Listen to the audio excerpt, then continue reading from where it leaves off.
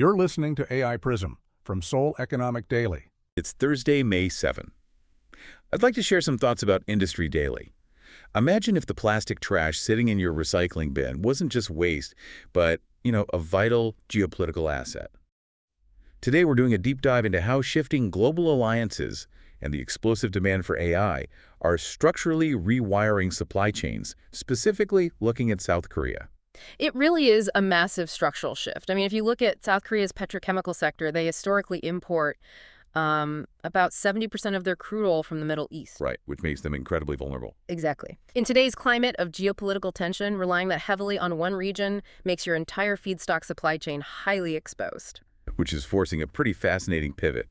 Plastic recycling in Korea is, it's no longer just a nice-to-have environmental thing. It is rapidly becoming vital national resource security. Yeah, it's essentially an attempt to turn domestic trash into a localized oil well. But I have to wonder, how does that actually work?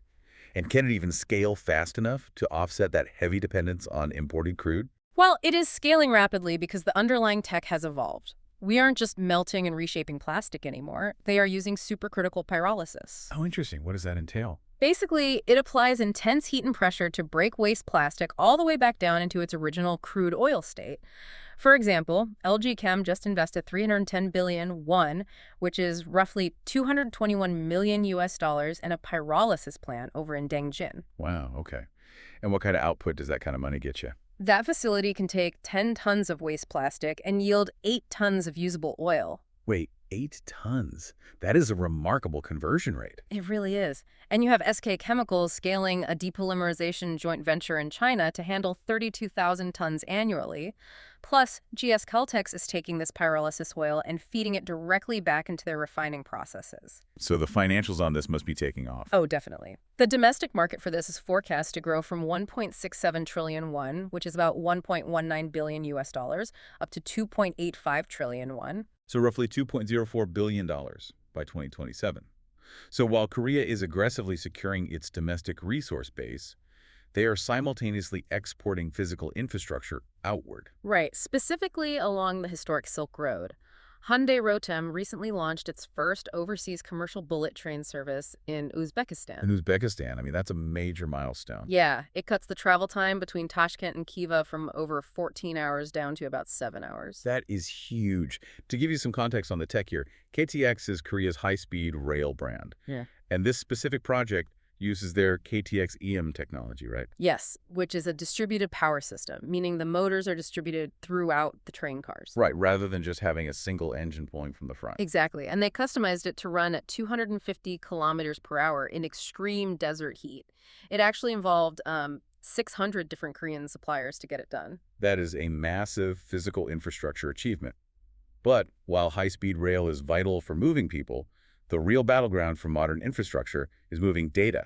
Absolutely.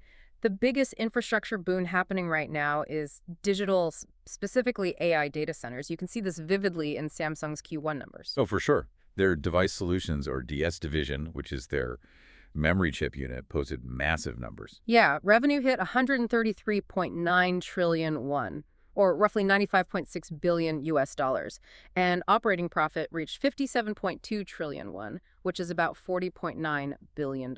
And their DRAM operating margin hit an incredibly rare 78%. Which is just wild to see. In fact, Kyobo just raised Samsung's target price to 330,000 won, or 235 US dollars. They're forecasting Q2 revenue at 158 trillion won. So roughly $113 billion. But wait, let me push back a little here.